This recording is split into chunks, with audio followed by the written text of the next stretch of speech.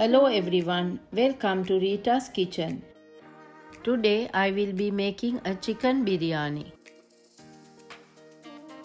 For the chicken marinade, I will be using 500 grams of chicken, turmeric powder, Kashmir chili powder and salt.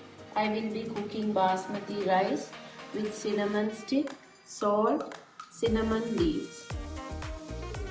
For the biryani curry, I will be using Kashmir chili powder, black pepper powder, turmeric powder, cinnamon powder, salt, cardamom, cinnamon leaves, black big cardamom, cloves, bay leaves, dried lime, dried plums, ginger garlic paste, coriander powder, garam masala powder, cumin and sweet cumin, oil, tomato, big onions, mint leaves, coriander leaves and big green chilies.